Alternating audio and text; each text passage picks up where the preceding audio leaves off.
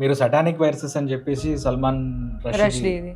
ఆయన ఒక పుస్తకం రాస్తే ఆయన మీద ఫత్వా రిలీజ్ చేశారు. ఏ ఇస్లాం కంట్రీకి వెళ్ళినా చంపేస్తారు ఆయనని. తస్లిమా నస్రీన్ ఆవిడ లజ్జా అనే పుస్తకం రాస్తే బంగ్లాదేశ్ నుంచి ఫత్వా రిలీజ్ చేశారు. ఇండియాలో ఒక పొలిటికల్ ఐసలం తీసుకుంటున్నారు ఆవిడ. కానీ భారతదేశంలో గులాంగిరి అని చెప్పి 19th సెంచరీ బిగినింగ్ లో ఫూలే జ్యోతిబా ఫూలే గారు రాశారు పుస్తకం. ఆ పుస్తకంలో హిందూ గాడ్స్ ఎవరైతే ఉన్నారో ఆ గాడ్స్ అందరి గురించి ఆ పుస్తకంలో రాసి ఉంటుంది, మెన్షనింగ్ ఉంటుంది. మీరు ఎలా నమ్ముతున్నారు?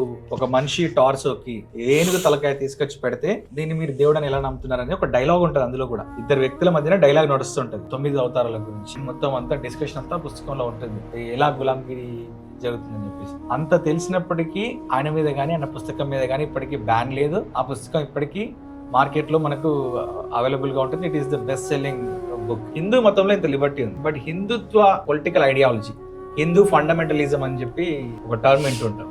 రెండింటికి డిఫరెన్స్ ఏంటి?